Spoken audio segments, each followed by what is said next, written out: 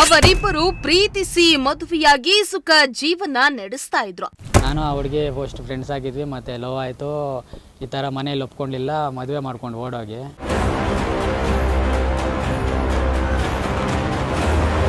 ಪೋಷಕರ ವಿರೋಧದ ನಡುವೆಯೂ ತಿರುಪತಿಯಲ್ಲಿ ಮದುವೆಯಾದ್ರು.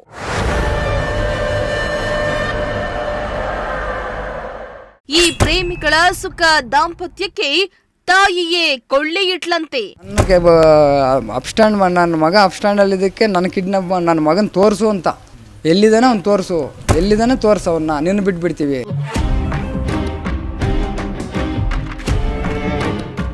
ಚಿಕ್ಕಬಳ್ಳಾಪುರದ ಚಿಂತಾಮಣಿ ತಾಲೂಕಿನಲ್ಲಿ ಕಣ್ಣೀರಿನ ಪ್ರೇಮ ಕಹಾನಿ. ನಮ್ಮಪ್ಪ ಒಂದು ಟೀ ಕುಡಿಯೋಕೆ ಹೋಗಿದ್ರೆ ಅವ್ರು ಎತ್ಕೊಂಡೋಗಿ ಈ ಥರ ತಿರುಪ್ತಿಯಲ್ಲಿ ಅಲ್ಲಿವರೆಗೂ ಕರ್ಕೊಂಡೋಗಿ ಹೊಡೆದು ಕೇಸ್ ಎಲ್ಲ ಕೇಸು ಇದು ನಿನ್ನ ಮೇಲೆ ಅವ್ರ ಮೇಲೆ ಇಲ್ದಿದ್ರು ಹೊಡೆದಿದ್ದಾರೆ.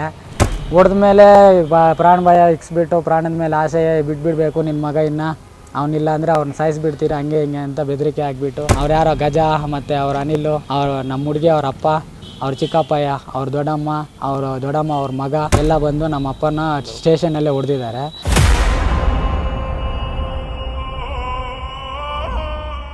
ಎಸ್ ವೀಕ್ಷಕರೇ, ಇತ್ತೀಚಿನ ದಿನಗಳಲ್ಲಿ ಅದ್ಯಾಕೋ ಲವ್ ಮ್ಯಾರೇಜ್, ಅರೇಂಜ್ ಮ್ಯಾರೇಜ್ ಎರಡರಲ್ಲೂ ದೊಡ್ಡ ಗಲಾಟೆಗಳೇ ನಡೀತಾವೆ. ಇದೇ ಕಾರಣಕ್ಕೆ ಕೊಲೆ ಮಾಡುವ ಹಂತಕ್ಕೂ ಕೆಲವರು ತಲುಪ್ತಿದ್ದಾರೆ. ಚಿಕ್ಕ ಪುಟ್ಟ ವಿಷಯಗಳಿಗೆ ವಿಷ ಸೇವಿಸೋ, ನೇಣು ಹಾಕಿಕೊಳ್ಳೋದು, ಇಲ್ಲವೇ ಹೆಂಡತಿ ಕೊಲೆಗೆ ಗಂಡನೇ ಸ್ಕೆಚ್ ಹಾಕೋದು, ಇಲ್ಲ ಗಂಡನ ಕೊಲೆಗೆ ಹೆಂಡತಿ ಸ್ಕೆಚ್ ಹಾಕೋದು ಕಾಮನ್ ಆಗ್ಬಿಟ್ಟಿದೆ. ಅತ್ತ ಹಲವು ವರ್ಷ ಪ್ರೀತಿಸಿ ಪೋಷಕರನ್ನ ಎದುರಾಕೊಂಡು ಮದುವೆಯಾದ ಪ್ರೇಮಿಗಳ ಜೀವನಕ್ಕೂ ಕೂಡ ಇದೇ ಹಾದಿ ಹಿಡಿತಾ ಇದೆ. ಇಲ್ಲೊಂದು ಪ್ರೇಮ ಕಹಾನಿ ಇದೆ. ನಾವು ಹೇಳ ಹೊರಟಿರೋ ಈ ಪ್ರೇಮಿಗಳ ನಡುವೆ ಹುಳಿ ಹಿಂಡಿದವಳೇ ಹುಡುಗಿಯ ತಾಯಿ ಅಂತ. ಏನಿದು ಪ್ರೇಮ ಕಹಾನಿ? ನಿಜವಾಗ್ಲೂ ತಾಯಿಯೇ ತನ್ನ ಮಗಳ ಜೀವನಕ್ಕೆ ಕೊಳ್ಳಿ ಇಟ್ಲ? ಹಾಗಾದ್ರೆ ಈ ಸ್ಟೋರಿಯನ್ನ ಕಂಪ್ಲೀಟ್ ಆಗಿ ನೋಡಿ.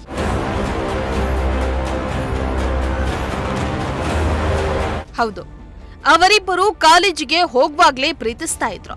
ಎರಡು ಕುಟುಂಬಗಳ ವಿರೋಧದ ನಡುವೆಯೂ ತಿರುಪತಿಯಲ್ಲಿ ವಿವಾಹ ಆಗಿದ್ರು. ಅವರಿಬ್ಬರ ದಾಂಪತ್ಯದ ಫಲವಾಗಿ ಒಂದು ಹೆಣ್ಣು ಮಗು ಕೂಡ ಇತ್ತು. ಬಳಿಕ ಮಗನ ದಾಂಪತ್ಯದಲ್ಲಿ ಮೂಡಿದ ಬಿರುಕು ತಂದೆ ನರಕ ಅನುಭವಿಸುವಂತಾಗಿದೆ. ಹೀಗೆ ಆಸ್ಪತ್ರೆಯಲ್ಲಿ ಚಿಕಿತ್ಸೆ ಪಡೆದುಕೊಳ್ತಾ ಇರುವ ತಂದೆ, ಕಾಕಿ ಕಣ್ಣಿಗೆ ಬೀಳದೆ ತಪ್ಪಿಸಿಕೊಂಡು ತಿರುಗಾಡ್ತಾ ಇರುವ ಮಗ. ಈ ಎಲ್ಲಾ ದೃಶ್ಯಗಳು ಕಂಡುಬಂದಿದ್ದು ಚಿಕ್ಕಬಳ್ಳಾಪುರ ಜಿಲ್ಲೆಯ ಚಿಂತಾಮಣಿ ಸಾರ್ವಜನಿಕ ಆಸ್ಪತ್ರೆಯಲ್ಲಿ.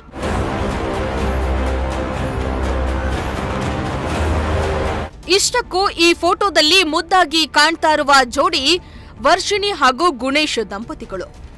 ಗೂಬಲಹಳ್ಳಿ ಗ್ರಾಮದ ನಿವಾಸಿಗಳು. ಚಿಂತಾಮಣಿ ನಗರದ ವಿಕ್ರಮ್ ಕಾಲೇಜಿನಲ್ಲಿ ಪರಿಚಯವಾಗಿ ಬಳಿಕ ಪ್ರೀತಿಸ್ತಾ ಇದ್ರು. ಪೋಷಕರ ವಿರುದ್ಧದ ನಡುವೆಯೂ ತಿರುಪತಿ ತಿಮ್ಮಪ್ಪನ ಸನ್ನಿಧಿಯಲ್ಲಿ ವಿವಾಹ ಆಗಿದ್ರು. ಅವರಿಬ್ಬರ ದಾಂಪತ್ಯಕ್ಕೆ ಫಲವಾಗಿ 2 ತಿಂಗಳ ಮಗು ಕೂಡ ಇದೆ. ಬಳಿಕ ವರ್ಷಿಣಿಯ ತಾಯಿ ಸಿದ್ಧಾರ್ಥಿ ಪದೇ ಮಗಳ ಮನೆಗೆ ಬರ್ತಾ ಇದ್ದು ಮಗಳ ಸಂಸಾರದಲ್ಲಿ ಹುಳಿ ಹಿಂಡಿದ್ಲಂತೆ. ಬಳಿಕ ತಾಯಿಯ ತಾಳಕ್ಕೆ ಕುಣಿದ ವರ್ಷಿಣಿ ತನ್ನ ಗಂಡ ಗುಣೇಶ್ ವಿರುದ್ಧ ಶಿಡ್ಲಘಟ್ಟ ಗ್ರಾಮಾಂತರ ಪೊಲೀಸ್ ಠಾಣೆಯಲ್ಲಿ ವರದಕ್ಷಿಣೆ ಕಿರುಕುಳ ಕೇಸನ್ನ ಕೂಡ ದಾಖಲಿಸಿದ್ನಂತೆ.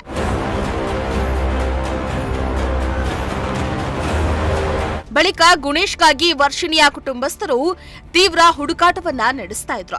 ಗುಣೇಶ್ ಸಿಕ್ರೆ ಕೊಂದೇ ಬಿಡ್ತಾರೇನೋ ಎಂಬ ಹಂತಕ್ಕೆ ಹುಡುಕಾಟವನ್ನ ನಡೆಸಿದ್ದಾರೆ. ಆ ವೇಳೆ ವರ್ಷಿಣಿಯ ಕುಟುಂಬಸ್ಥರಿಗೆ ಸಿಕ್ಕಿದ್ದು ಗುಣೇಶ್ ತಂದೆ ಮುನಿರಾಜು.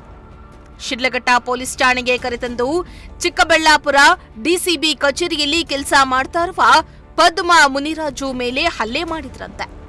ಬಳಿಕ ವರ್ಷಿಣಿಯ ಕುಟುಂಬಸ್ಥರೊಂದಿಗೆ ಸತೀಶ್ ಎಂಬ ಪೊಲೀಸ್ ಪೇದೆ ಗುಣೇಶ್ ತಂದೆಯನ್ನ ತಿರುಪತಿಗೆ ಕರೆದೊಯ್ದು ಮಾರಣಾಂತಿಕವಾಗಿ ಹಲ್ಲೆಯನ್ನ ಕೂಡ ನಡೆಸಿದ್ರಂತೆ. ನನಗೆ ಅಪ್ಸ್ಟ್ಯಾಂಡ್ ನನ್ನ ಮಗ ಅಪ್ಸ್ಟ್ಯಾಂಡಲ್ಲಿ ಇದಕ್ಕೆ ನನ್ನ ಕಿಡ್ನಾಪ್ ನನ್ನ ಮಗನ ತೋರಿಸು ಅಂತ. ಎಲ್ಲಿದ್ದಾನೆ ಅವ್ನು ತೋರಿಸು, ಎಲ್ಲಿದ್ದಾನೆ ತೋರಿಸು, ಅವನ್ನ ನಿನ್ನ ಬಿಟ್ಬಿಡ್ತೀವಿ. ಇಲ್ಲಾಂದರೆ ನಿನ್ನನ್ನು ಸಾಯಿಸ್ತೀವಿ, ನಿನ್ನ ಮಗನ ಸಾಯಿಸೋವರೆಗೂ ಬಿಡಲ್ಲ. ಅವ್ನು ನಮ್ಗೆ ಹಿಡಿದು ಕೊಡ್ದೆ ನೀನು ಬಿಟ್ಬಿಡ್ತೀವಿ. ಅವ್ನು ಹಿಡಿಯೋವರೆಗೂ ನೀನು ಹೊಡಿತಾನೆ ಇರ್ತೀನಿ ಅಂತ ಹೊಡೆದಿದ್ದೆ ಅವರು 2 ದಿವಸ.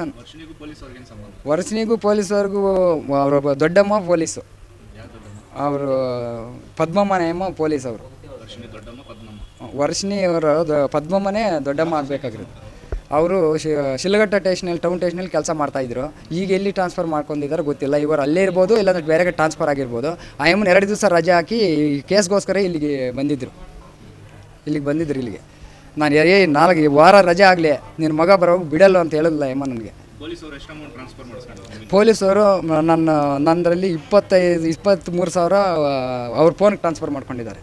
ಇನ್ನು 2,000 ಅಲ್ಲಿ ಪೆಟ್ರೋಲ್ ಬಂಕ್ ಟ್ರಾನ್ಸ್ಫರ್ ಮಾಡಿ ದುಡ್ಡು ವಾಪಸ್ ತೊಗೊಂಡ್ರು. ಅಲ್ಲಿ ಪೆಟ್ರೋಲ್ ಬಂಕಲ್ಲಿ 23,000 ಇಲ್ಲಿ ಅವ್ರ ಅಮೌಂಟ್ಗೆ ಹಾಕ್ಕೊಂಡ್ರು.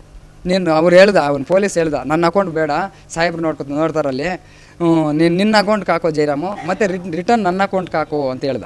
ಅಲ್ಲಿ ಹೇಳ್ದನು, ಮತ್ತು ನನ್ನ ಮಗನೇ ಹಿಂಗೆ ಹಾಕ್ತಾರೆ ಅವರು, ನೀನು ಹೇಳ್ಬೇಡ, ನಿನ್ನನ್ನು ನಾನೇ ಖರ್ಚೆಲ್ಲ ಭರಿಸ್ತೀನಿ ಅಂತ ನೀನೇ ಹೇಳಂಗೆ ಫೋನಲ್ಲಿ ಅಂತ ಹೇಳಿದ್ರು ಅವರು. ಬೇಡ ಸರ್ ಹಂಗೆ ಅಂತ ಹೇಳಿದ್ರೆ, ಇವಾಗ ನೀನು ಹೇಳಲ್ಲ ಅಂದರೆ ಇವಾಗ ಹೊಡಿತು ನೋಡಂತ ಚೈನಲ್ಲೇ ಹೊಡೆದ. ಈ ಕಡೆ ಎಲ್ಲ ಗಾಯಗಳಾಗಿದ್ದಾವೆ, ಇಲ್ಲೆಲ್ಲ ಗಾಯಗಳಾಗಿದ್ದಾವೆ, ಚೈನಲ್ಲೇ ಹೊಡೆದ. ಸತೀಶೇ ಬೇರೆಯವ್ರ ಅಕೌಂಟ್ಗೆ ಹಾಕಿರೋದು. ಮತ್ತೆ ಈ ಸತೀಶ್ ರಿಟರ್ನ್ ಬರ್ತದೆ ದುಡ್ಡು. ಅವು ಯಾರು ನಮ್ಮ ಅಕೌಂಟ್ನಿಂದ ನನಗೆ ಹೆಸರು ಗೊತ್ತಿಲ್ಲ, ಯಾರ ಅಕೌಂಟ್ಗೂ ಹೋಗಿದೆ. ಇದರಲ್ಲಿ ಅವರು ಮೊಬೈಲಲ್ಲಿ ನಾನೇ ನೀನು ದುಡ್ಡು ಕೊಡ್ತೀನಿ, 10,000 ಆಗಲಿ 20,000 50,000 ನಾನೇ ಕೊಡ್ತೀನಿ, ಈ ಖರ್ಚೆಲ್ಲ ನಾನೇ ಭರಿಸ್ತೀನಿ, ನಾನೇ ನೋಡ್ಕೊತೀನಿ ಅಂತ ಹೇಳಿದ್ರು. ಆಯ್ತು ಹಂಗೆ ಹೇಳ್ತೀನಿ ಸ್ವಾಮಿ, ನಾನು ಬಿಟ್ಬಿಡ್ರಿ ಅಂತ ಹಿಂಗೆ ಕಾಲಲ್ಲಿ ಹಿಂಗೆ ತುಳ್ಕೊಂಡು ಗಟ್ಟಿಯಾಗಿ ತುಳ್ಕೊಂಡು ಹೇಳು ಅಂತಾನೆ. ನಾವು ಫೋನ್ ಮಾಡ್ಕೊತಾರೆ, ಇವಾಗ ಹೇಳು ಅಂತ ಹೇಳ್ಕೊಂಡು ಹೇಳಿಸಿದ್ರು. ಆಯಿತು ಅಂತ ನಾನು ಹೇಳಿದೆ. ಮತ್ತೆ ಅವ್ರು ದುಡ್ಡು ಹಾಕ್ಕೊಂಡ್ರು. ನಮಗೇನಿಲ್ಲ ಸ್ವಾಮಿ, ನನ್ನ ಮಗನ ಸಾಯಿಸ್ದಿರ, ನಮ್ಮ ಕೇಸ್ ಏನಿದ್ರೆ, ನಮ್ಮ ಮಗ ತಪ್ಪು ಮಾಡಿದ್ರೆ ಏನು ಶಿಕ್ಷೆ ಆದರೆ ನ್ಯಾಯಾಲಯ ಏನು ಶಿಕ್ಷೆ ಆದರೆ ಅದಾಗಲಿ, ಏನು ತಪ್ಪಿದ್ರೆ ಅದು ನಡೀಲಿ. ನ್ಯಾಯಾಲಯ ಒಂದಿದೆ, ಕಾನೂನು ಒಂದಿದೆ, ಏನು ಶಿಕ್ಷಣ ಆಗಲಿ ನನ್ನ ಮಗನಿಗೆ ನ್ಯಾಯಪೀಠ ನೋಡ್ಕೊಂಡುತ್ತೆ. ಕೇಸ್ ಆಗಲಿ, ತೊಂದರೆ ಇಲ್ಲ. ನನ್ನ ಮಗನ ಅವ್ರು ಟಾರ್ಚರ್ ಇಲ್ದಿರ, ನನ್ನ ಮಗ ಅವರು ಸಾಯಿಸ್ದಿರ, ನಮ್ಮ ಪೊಲೀಸರು ಉಳಿಸ್ಕೊಡಿದ್ರೆ, ನಮ್ಗೆ ನ್ಯಾಯ ಮಾಡಿದ್ರೆ ಸಾಕು. ನನ್ನ ಮಗನ ನೋಡಿದಿರೋದು ಅನಿಲ್, ಮೊದಲು ವೆಂಕಟೇಶು, ಅನಿಲು. ನನ್ನ ಮಗನ ನೋಡಿದಿರಲ್ಲ, ಇನ್ನೂ ನನ್ನನ್ನು ನೋಡಿದಿರೋದು ಅವರು.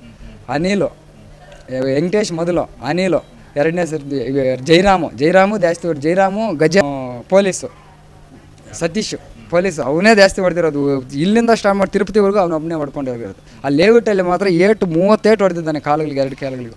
ಈಗ ಹಿಂಗೆ ತೋರಿಸೋದು, ಲಾಂಗ್ ಬಿಟ್ಕೊಳೋದು, ಬಾರ್ಸಿ ಹಾಕೋದು, ಹಿಂಗೆ ತೋರಿಸ್ಕೊಳೋದು, ಲಾಂಗ್ ಬಾರಿಸೋದು. ಇದಕ್ಕೆ 15 ಏಟು, ಕಾಲುಗಳಿಗೆ 15 ಏಟು ಹೊಡೆದಿದ್ದಾನೆ. ಈತ ವರದಕ್ಷಿಣೆ ಕಿರುಕುಳ ಪ್ರಕರಣದಲ್ಲಿ ಜಾಮೀನು ಪಡೆದಿದ್ದ ಗುಣೇಶ್ ಬೇಲ್ ಪೇಪರ್ ಅನ್ನ ಪೊಲೀಸ್ ಠಾಣೆಗೆ ಸಬ್ಮಿಟ್ ಮಾಡಬೇಕಾಗಿತ್ತು.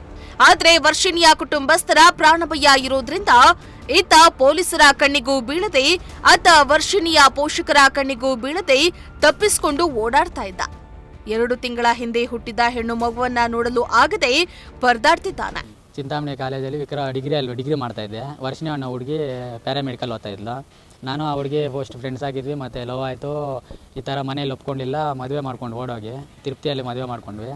ತಿರುಪತಿಯಲ್ಲಿ ಮದುವೆ ಆದಮೇಲೆ ಬಂದು ನಾವು ಇಲ್ಲಿ ಚಿಂತಾಮಣಿ ಆಫೀಸಲ್ಲಿ, ಚಿಂತಾಮಣಿ ಸಬ್ ರಿಜಿಸ್ಟ್ರಲ್ಲಿ ರಿಜಿಸ್ಟರ್ ಮಾಡ್ಕೊಂಡ್ವಿ. ರಿಜಿಸ್ಟರ್ ಮಾಡ್ಕೊಂಡಿದ್ದಾದಮೇಲೆ ಮನೆಗೆ ಹೋಗಿ ರಿಸೆಪ್ಷನ್ ಎಲ್ಲ ಸ್ವಲ್ಪ ಗ್ರ್ಯಾಂಡಾಗಿ ಮಾಡ್ಕೊಂಡ್ವಿ ನಾವು ಮನೆಯಲ್ಲಿ. ನಮ್ಮ ಮನೆಯಲ್ಲೇ ನಮ್ಮ ಮನೇಲಿ ಮಾತ್ರ ಬಂದಿದ್ರು, ಅವ್ರು ಯಾರೂ ಬಂದಿರಲಿಲ್ಲ. ಅವರ ಒಂದು ತಿಂಗಳ ನಂತರ 2 ತಿಂಗಳು ನಾವು ಆರಾಮಾಗಿದ್ವಿ. ಅವ್ರ ಅಮ್ಮ ನಮ್ಮ ಮನೆಗೆ ಬಂದಿದ್ದೆ ತಡ, ಅವತ್ತಿಂದ ನಮ್ಮ ಮನೆಗಳಲ್ಲಿ ಜಗಳಾಗಿ ಸ್ಟಾರ್ಟ್ ಆಯಿತು. ಅವ್ರ ಅಮ್ಮಯಿಂದನೇ ನಾವು ಅರ್ಧ ಕಿತ್ತಾಡ್ಕೊಂಡು ಗಲಾಟೆಗಳು ಮಾಡ್ಕೊತಾ ಇದ್ವಿ. ಅವ್ರಿಗೆ ಮಿಸ್ಕಿದ್ರೆ ಅವ್ರ ಅಮ್ಮ ಅವ್ರ ಮನೆಗೆ ಹೊಟ್ಟೋಗ್ತಾಯಿದ್ಲು. ಈ ಥರ ಅವ್ರ ಅಮ್ಮ ಅವ್ರು ಏನು ಹೇಳಿದ್ರೆ ಅದು ಮಾಡೋದು, ನನ್ನ ಮೇಲೆ ಕೇಸ್ ಹಾಕೋದು, ಅದು ಇದೆಲ್ಲ ಮಾಡ್ತಾಯಿದ್ಲು ಅವಳು. ಮತ್ತು ಇಲ್ಲಿ ಬಂದ್ಬಿಟ್ಟ ಮೇಲೆ ನಾವೇನಾದರೂ ಹೇಳಿದ್ರೆ, ಅವ್ರು ಈ ಥರ ಹೇಳಿದ್ರೆ, ನಾವೇನಾದರೂ ಹೇಳಿದ್ರೆ ಅವ್ರ ಮೇಲೆ ಒಂದೊಂದು ಕಂಪ್ಲೇಂಟ್ ಕೊಡ್ತಾಯಿದ್ಲು. ಈ ಥರ ನಮ್ಮ ಮನೇಲಿ ಟಾರ್ಚರ್ ಆಗಿದೆ, ಅದು ಇದು ಅಂತೆಲ್ಲ ಅವ್ಳು ಕಂಪ್ಲೇಂಟ್ ಕೊಡ್ತಾಯಿದ್ಲು. ಈ ಥರ ನನಗೆ 9 ತಿಂಗಳಲ್ಲೇ ಅವ್ರಿಗೆ ಅವ್ರ ಮನೆಗೆ ಹೋದ್ಲು. ಮನೆಗೆ ಹೋಗಿದ ನಂತರ ಈ ಥರ ನನಗೊಂದು ಮಗು ಆಯಿತು. ನನ್ನ ಮಗುನ ಸಹ ನೋಡೋಕೆ ಹೋಗಲಿಲ್ಲ. ನನ್ನ ಮೇಲೆ ಕಂಪ್ಲೇಂಟ್ ಕೊಟ್ಟಿದ್ಲು.